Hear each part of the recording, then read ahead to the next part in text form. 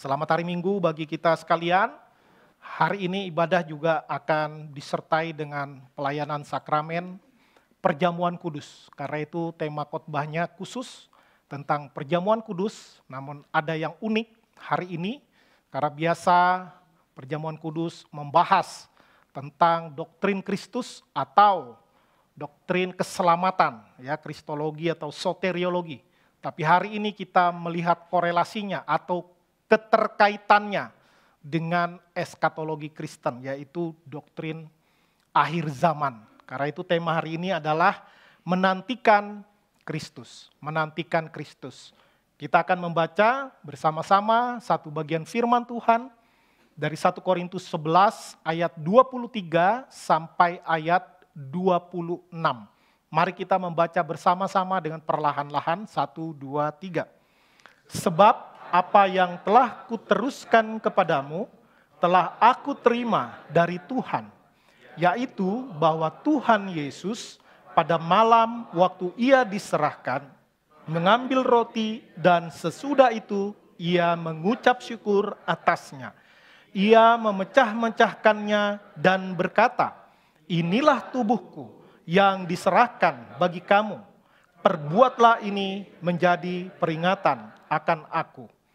Demikian juga ia mengambil cawan sesudah makan, lalu berkata, "Cawan ini adalah perjanjian baru yang dimeteraikan dengan darahku. Perbuatlah ini setiap kali kamu meminumnya, menjadi peringatan akan aku. Sebab setiap kali kamu makan roti ini dan minum cawan ini, kamu memberitakan kematian Tuhan sampai ia datang." Iya, kaitannya dengan eskatologi atau doktrin akhir zaman, yaitu di bagian akhir, di kalimat terakhir dari ayat 26. Yaitu sebab setiap kali kamu makan roti ini dan minum cawan ini, kamu memberitakan kematian Tuhan atau kematian Kristus sampai ia datang. Tentu kedatangan yang kedua kalinya. Nah, karena itu hari ini kita berkumpul di ruangan ini bukan hanya untuk melihat ke belakang, mengingat, mengenang akan pengorbanan Kristus yang olehnya kita beroleh pendamaian, beroleh keselamatan yang Tuhan berikan. Tetapi kita juga akan memandang ke depan ketika Yesus akan datang kedua kalinya di dunia ini. Sehingga iman Kristiani itu mencakup dari awal hingga akhir. Ya, sebagaimana tertulis juga di kitab suci. Ada penciptaan dunia sampai ada akhir dari dunia, dan di tengah-tengahnya adalah karya keselamatan Allah. Itulah yang menjadi benang merah atau yang menyinambungkan, ya, yang menghubungkan seluruh bagian kitab suci. Karena itu Tuhan Yesus meminta dan dicatat oleh Rasul Paulus bagaimana kita harus terus melakukan perjamuan Tuhan atau perjamuan kudus. Bukan hanya untuk melihat ke belakang, tetapi juga untuk melihat ke depan sampai ia datang kembali. Ya, nah inilah yang menjadi jantung iman Kristen kita. Bahwa Kristus telah mati, lalu dia bangkit mengalahkan kematian dengan gilang gemilang, dan dia akan datang kembali dengan kemuliaan yang paripurna. Ya, kalau ketika Kristus datang di dunia ini, kemuliaannya masih bentuk yang tertahan karena dia di dalam rupanya sebagai manusia. Tetapi ketika kedatangannya yang kedua kali, dia akan datang dengan kepenuhan kemuliaan Allah. Nah, sekarang kita akan melihat bagaimana kita menantikan Kristus di dalam konteks perjamuan kudus. Yang pertama, perjamuan kudus itu sebagai tanda dan meterai. Perjamuan kudus sebagai tanda dan meterai. Kalau dalam bahasa Inggris lebih enak, dia ada sedikit twist kata, ya, depannya S semua. Sign and seal. Ya, tanda dan metrai. Apa maksudnya? Nah, salah seorang teolog, John Calvin, berkata di dalam bukunya Institutio, dikatakan demikian bahwa dalam perjamuan kudus kita tidak hanya diingatkan akan kematian Kristus, tetapi juga diberi jaminan bahwa hidup kita tersembunyi, dengan kata lain juga terlindungi, ya, bersama dengan Dia sampai Ia menyatakan dirinya di dalam kemuliaan. Nah, maka ketika kita melakukan sakramen perjamuan kudus, kita diingatkan kembali bahwa kematiannya bukan tragedi, tetapi kematian Kristus adalah sebuah penebusan yang membuat kita diselubungi, dilindungi, ya, sehingga Bapa melihat kita melalui jubah penebusan Kristus. Ya, Martin Luther juga memakai istilah ini. Kita yang orang berdosa diselamatkan seperti kita diberikan jubah Kristus, sehingga Bapa memandang kita melalui jubah itu, sehingga kita dilayakkan, bukan layak tapi dilayakkan. Yang kedua, bagaimana menantikan Kristus dalam perjamuan kudus? Apa maknanya? Yang kedua, perjamuan kudus itu terkait, ya, dengan eskatologi Kristen atau doktrin akhir zaman. Ya, jadi di dalam dunia teologi itu banyak sekali dibeda-bedakan, bukan berarti berbeda-beda. Semua ajaran itu kait mengait, ya, saling terhubung. Hanya karena zaman sekarang harus bisa dibedakan, jadi seperti seolah-olah dikotak-kotakan. Padahal ya bisa dibedakan tetapi tidak bisa dipisahkan. Semuanya saling kait mengait. Begitu juga sakramen perjamuan kudus itu terkait dengan eskatologi Kristen. Dalam buku teologi, ini kalau buku sekolah teologi dulu nih buku wajib, ya, Louis Berkhof, ya, ini udah diterjemahkan ke dalam bahasa Indonesia, teologi sistematika.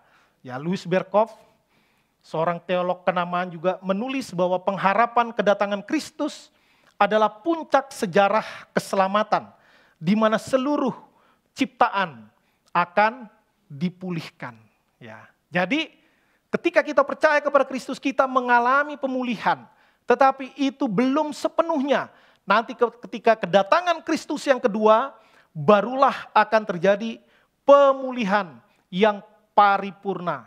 Bukan hanya kepada manusia, tetapi juga kepada seluruhnya yang ada di dunia ini. Makanya akan ada langit baru dan bumi baru. Ya, consummation, Tuhan akan dimuliakan sepenuhnya. Lebih lanjut, teolog lain Herman Bavinck juga menegaskan. Dia katakan, ini sering diucapkan juga oleh hamba-hamba Tuhan, ya, atau pengkhotbah-pengkhotbah. The best is yet to come. Ya, ini cocok juga untuk jadi apa? Jadi kalimat-kalimat motivasi, ya. Para motivator juga sering bilang ini, the best is yet to come. Yang terbaik itu masih akan datang. Jadi, ya kalau dalam konteks motivasi tentu supaya kita terus semangat-semangat, karena yang kita lakukan belum pernah di puncak, selalu ada ruang untuk berkembang, ya. Tetapi dalam kacamata teologi Kristen, kita tahu bahwa konteks kalimat ini adalah Kristus itu telah menang di kayu salib. Tetapi kemenangannya belum dalam bentuk yang paripurna. Kemenangan itu akan dinyatakan secara gegap gempita ketika Ia datang kembali. Ya, itu dikatakan oleh Herman Bavinck. Dan yang ketiga, perjamuan kudus adalah sebuah momentum antara sudah dan belum. Ya, ini juga dalam diskusi di dalam PA di gereja kita udah juga berkali-kali didiskusikan, disebutkan. Ya, biasanya disebutkannya already but not yet. Ya, sudah atau sudah? Sudah. Belum atau belum? Belum. Ya, dibilang sudah ya sudah, dibilang belum ya belum. Bingung. Ya, maksudnya adalah perjamuan kudus adalah kita merayakan kemenangan Yesus Kristus. Ya, kita sudah diselamatkan, tetapi bentuk keselamatan itu belum digenapi secara penuh. Karena ketika kita diselamatkan, kita masih tinggal di dalam dunia yang sudah jatuh di dalam dosa. Kita masih tinggal di dalam tubuh yang fana, oleh karena itu hari-hari kita adalah peperangan melawan keinginan mata, keinginan daging, keangkuhan hidup, filsafat-filsafat dunia. Kemarin ibadah IYF dibahas hedonisme, konsumerisme. Kita akan terus berada di dalam peperangan itu, hari demi hari. Kenapa? Karena kita belum pada zaman ketika Yesus sudah datang kedua kali. Ya, kita sudah diselamatkan, tetapi kita masih tinggal di dalam dunia yang berdosa, di dalam tubuh yang kecenderungannya juga kepada dosa. Ya, tapi kita sudah diberikan kemampuan untuk melawan dosa itu. Ya, karena itu Tuhan mau kita memilih dengan sadar untuk kita menaklukkan hati, pikiran, nurani kita ke bawah terang firman Kristus. Karena itu menjadi penting dan kaitannya adalah sekarang kita melalui perjamuan kudus kita diingatkan akan karya keselamatan Kristus. Dan nanti perjamuan puncak adalah perjamuan sukacita. Di Wahyu 19 ayat 9 dikatakan akan ada perjamuan kawin anak domba Allah. Gereja disimbolkan sebagai mempelai wanita. Jadi semua, bapak ibu mau laki mau perempuan mau brewokan kumisan tetap mempelai wanita namanya. Ya, ini simbol, ya, simbol. Kristus sebagai mempelai pria. Ya, itu nanti perjamuan di kekekalan.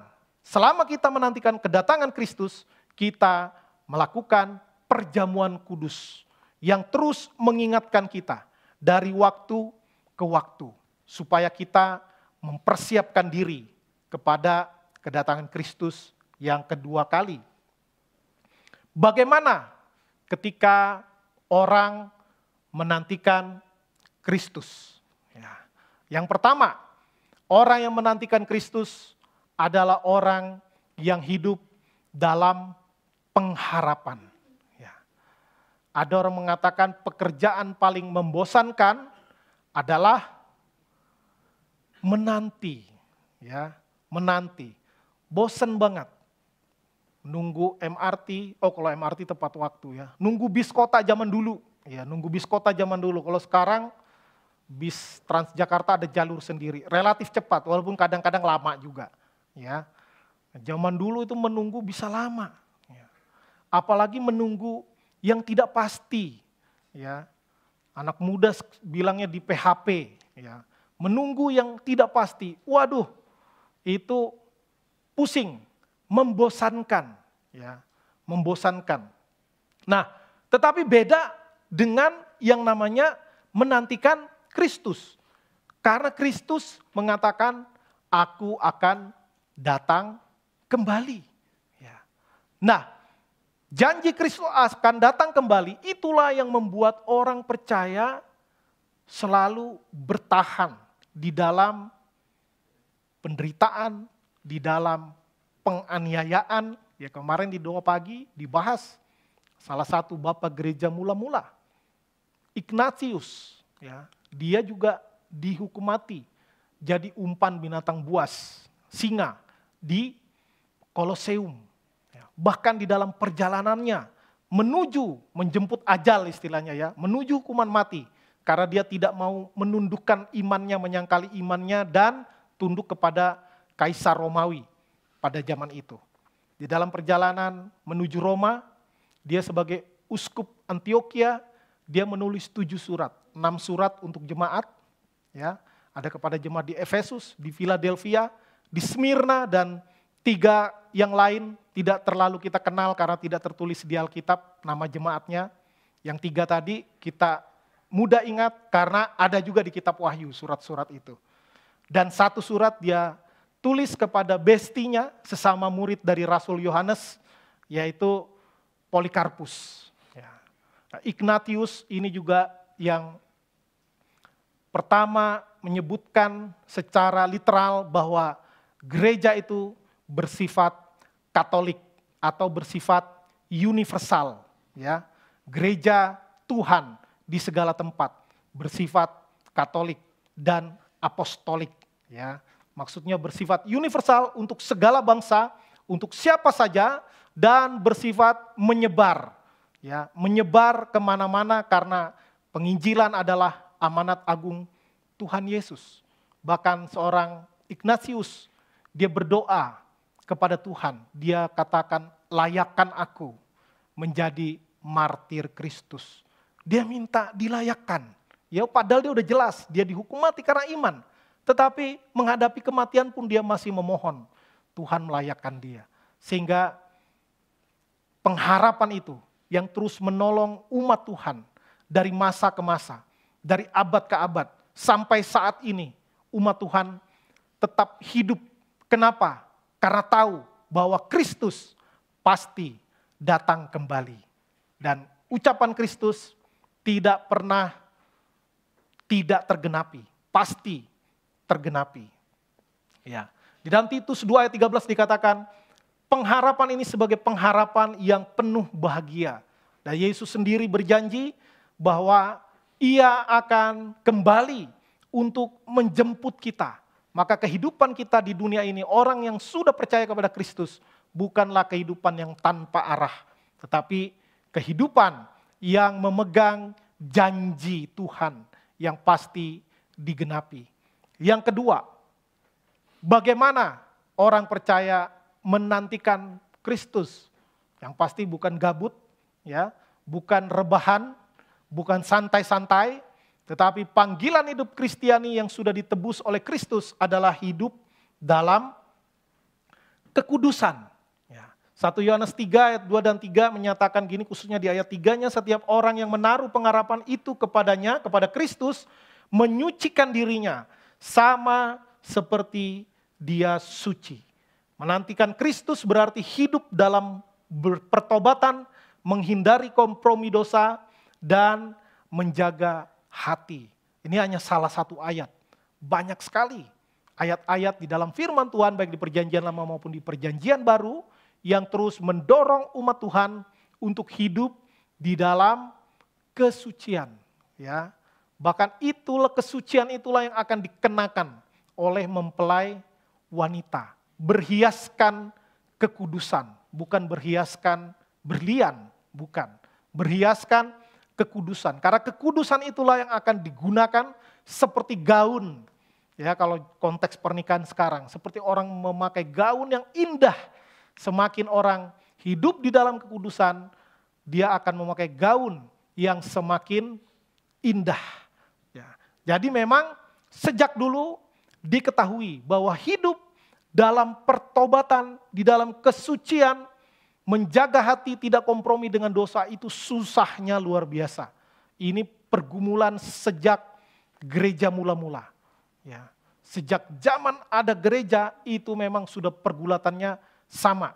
Hidup di dalam kekudusan. Sebagian orang tidak bisa seperti Ignatius yang luar biasa, Bapak Gereja. Sebagian orang Kristen mula-mula terpaksa menyangkali imannya karena keadaan yang genting. Sampai sekarang pun di beberapa negara menjadi Kristen saja sulit, ya, sulit. Mau beribadah sulit, bahkan masih ada penganiayaan sampai sekarang. Hanya karena orang itu adalah orang Kristen. Tetapi sepanjang penganiayaan, apa yang dilakukan kepada orang Kristen karena orang Kristen itu hidup benar, itu nggak apa-apa, ya, nggak apa-apa.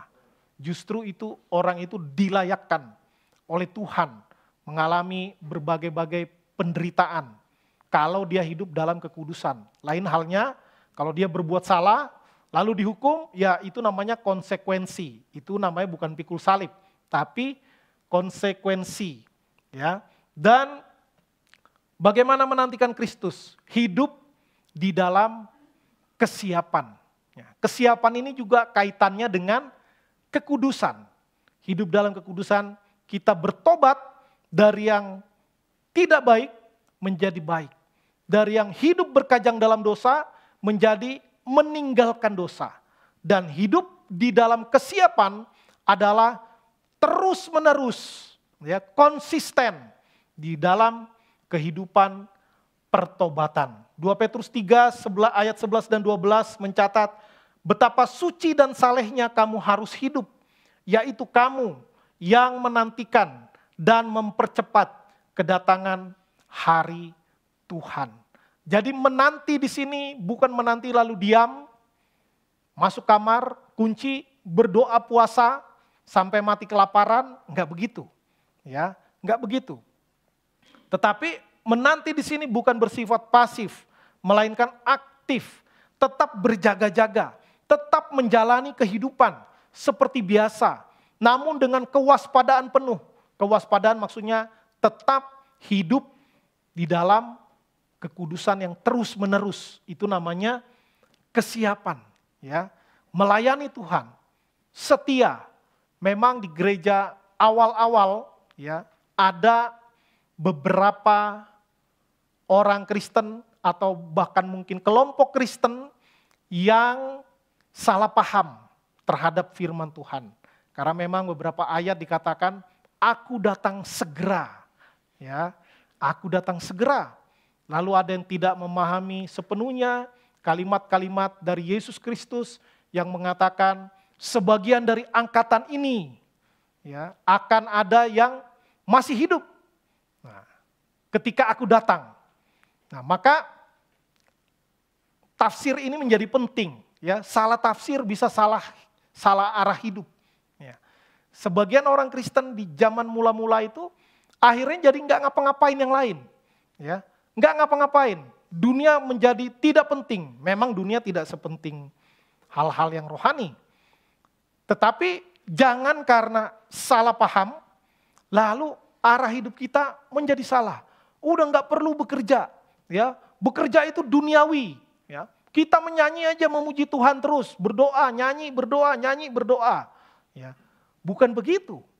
Karena itu ada juga yang jadi salah cara hidup di dalam perjamuan-perjamuan Tuhan. Akhirnya ada yang, ya kalau zaman sekarang mungkin kita bilangnya bisa, dia cuma mau nebeng makan doang. Ya, karena jemaat mula-mula itu suka berkumpul dan selalu ada makanan. Ya, makanya ketika terjadi kegaduhan, Rasul Paulus mencatat, makanya kalau mau datang kepada perjamuan, kamu makan dulu di rumah. Makan dulu di rumah. Teks yang kita baca tadi, kalau baca sampai ke bawah juga itu dibahas tentang itu. Supaya itu bukan untuk cari makanan gratis, tetapi itu bentuk orang saling memperhatikan, ya, persekutuan. Maka di dalam perjamuan makan itu, disitulah fellowship dibangun. Ya. Tetapi dinasihatkan, di rumah makan dulu, supaya di situ makanan itu bukan untuk kita lapar setengah mati, jadi kenyang minta ampun. Tetapi itu menjadi cara untuk membangun fellowship. Ya. Karena itu kaitan di 2 Tesalonika pasal 3 dikatakan, janganlah, kalau engkau tidak bekerja, janganlah ia makan. Orang yang tidak bekerja, janganlah ia makan. Kalau kita baca pasal sebelumnya itu berkaitan tentang kedatangan Tuhan. Ya. Tentang kedatangan Tuhan Yesus parusia, yang kedua kali. Maksudnya di dalam menantikan kedatangan Kristus yang kerja tetap kerja. Nanti waktunya bersekutu. Jangan jadi menggantungkan hidup dari makanan yang diberikan. Artinya orang jadi nggak mau kerja. Nggak mau kerja karena merasa pekerjaan itu tidak rohani. Padahal pekerjaan adalah ibadah juga. Ya, pekerjaan adalah ibadah. Pemerintah adalah wakil Tuhan. Kalau pemerintah aja disuruh bekerja, masa masyarakat, warga negara tidak mau bekerja? Bukan begitu prinsip Kristiani. Justru kita harus memberikan yang terbaik dimanapun kita berada. Pekerjaan kita, walaupun mungkin bukan pekerjaan di gereja, ya itu juga adalah ibadah. Itu juga adalah pelayanan kita. Karena itu rasul-rasul dan bapak-bapak gereja juga terus mengingatkan umat Tuhan, bahwa ketika menantikan kedatangan Kristus, kita tetap harus menjalani hidup dengan baik, sesuai dengan profesi masing-masing. Berjaga-jaga artinya bukan bengong-bengong, ya, bukan begadang-begadang. Ya. Anak muda terlambat datang ibadah di gereja. Kenapa? Saya berjaga-jaga, karena Kristus berkata ia akan datang seperti pencuri di tengah malam. Wah, padahal emang dia hobi begadang. Ya, jadi bukan berarti berjaga-jaga lalu nggak tidur-tidur. Ya, jalani hidup dengan natural, berjaga-jaga maksudnya tetaplah hidup di dalam kekudusan. Nah, bagaimana penerapannya? Tentu yang pertama kita harus introspeksi diri. Ya, 1 Korintus 11 ayat 28 mengatakan, baiklah tiap-tiap orang menguji dirinya sendiri. Ya. Jadi ketika kita akan menghadap meja perjamuan kudus, mari kita menguji, memeriksa diri kita sendiri. Perjamuan kudus adalah saat terbaik untuk bertanya, apakah saya sungguh siap kalau Kristus datang kedua kali di hari ini? Kita udah siap atau belum? Ya. Yang kedua, hidup di dalam rasa syukur. Roma 5 ayat 8 mengatakan Kristus mati bagi kita ketika kita masih berdosa. Maka setiap hari kita perlu untuk bersyukur, bukan bersungut-sungut. Walaupun hidup kita sulit, bahkan kalau lebih sulit lagi bilangnya siulit, ya, sulit, tetap jangan bersungut-sungut. Ya, karena yang paling penting keselamatan kekal sudah digaransi oleh Kristus. Karena itu seburuk apapun hidup kita, seapes apapun perjalanan karir kita, ya, kita tetap bersyukur kepada Tuhan. Karena yang terbaik sudah disiapkan oleh Tuhan. Selanjutnya, hidup dalam kasih dan pelayanan. Nah, menantikan Kristus bukan berarti tidak ngapa-ngapain, tetapi melayani Kristus dan juga melayani sesama. Ya, maka mari kita melayani keluarga kita, pasangan kita, anak kita, orang tua kita, menantu, mertua, ya, kita layani dengan baik. Kita layani gereja Tuhan, ada banyak segmen pelayanan yang membutuhkan, apalagi gereja kita punya moto semua melayani semua. Apa yang bisa kita kerjakan? Ya, di bagian apa Tuhan memanggil kita? Ketika kita menantikan kedatangan Kristus, kita harus sibuk, ya. Kita harus sibuk, harus siap. Karena itu banyak itu kan perumpamaan tentang kedatangan Kristus. Ada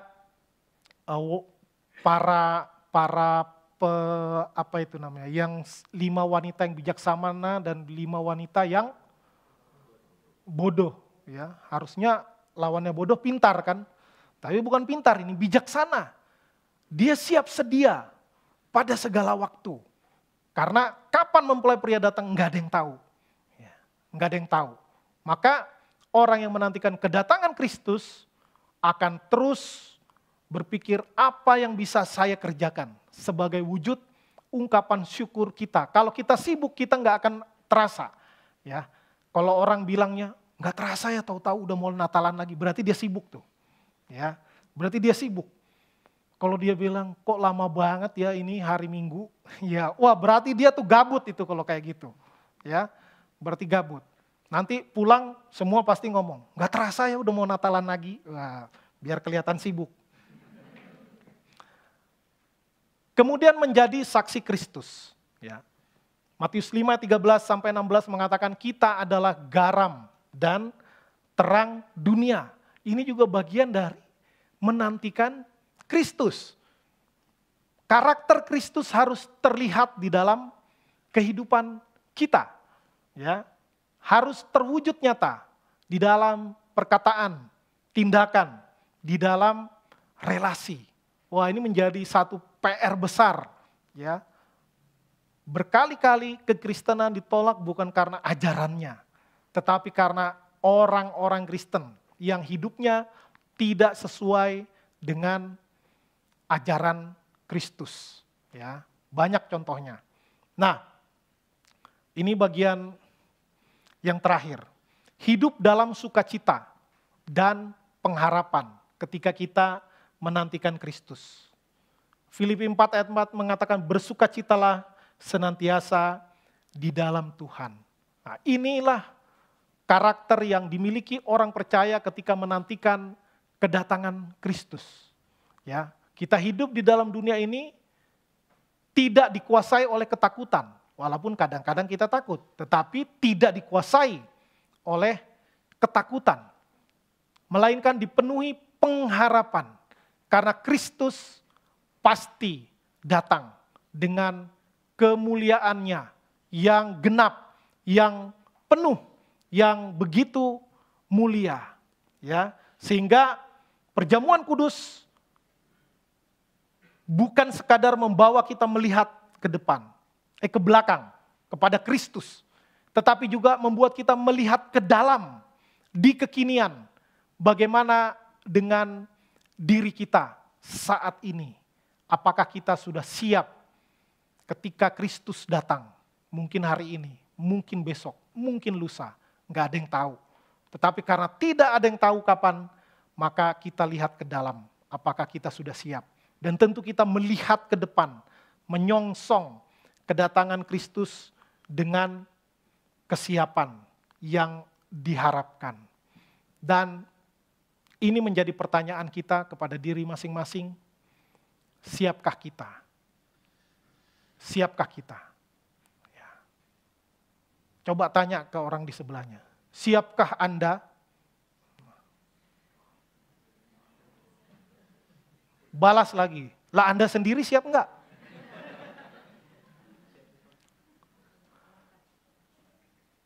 Satu kali ada 2 orang sahabat lama. 2 orang sahabat lama karena mereka begitu bersahabat, kebetulan waktu lahir satu anaknya si A anaknya laki-laki, si B anaknya perempuan. Ternyata yang anaknya laki-laki ini hidupnya luar biasa.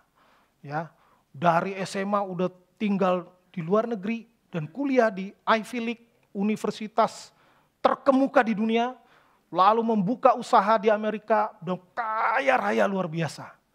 Lalu orang tua dari pemuda sukses ini telepon sahabatnya.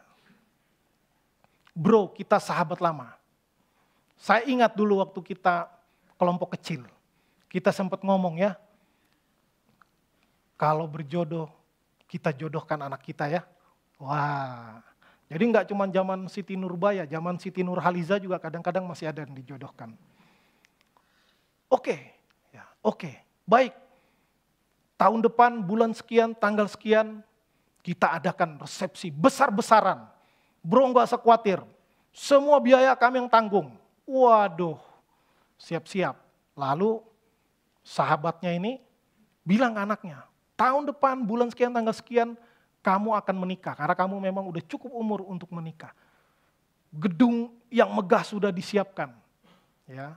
Dan ketika hari itu tiba, wah, ternyata si pengantin pria memang gantengnya ini di luar nurul. Ya.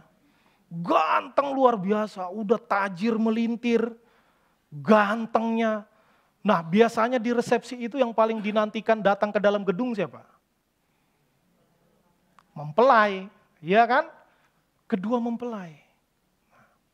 Orang sudah dibilang sama MC, hadirin dimohon berdiri, karena mempelai akan segera memasuki ruangan, musik dimainkan. Wah, pintu yang begitu megah dan mewah dibukakan. Lalu masuklah kedua pengantin, ya, tiba-tiba pengantin wanitanya seperti itu, ya. Rambutnya acak-adut, ya. Mukanya cemong-cemong, ya kan? Gaunnya nggak tahu nyewa di mana, nggak di laundry lagi, ya kan? Orang terkejut, hah, kok bisa ya? Pengantin pria yang, waduh, begitu sempurna. Kok pengantin wanitanya kok modelnya begitu? Ya. Tentu ini bukan kisah nyata Bapak Ibu. Ya, bukan kisah nyata. Ini akan terjadi kalau kita menjadi orang Kristen, kita beriman kepada Kristus tetapi kita tidak hidup di dalam kekudusan.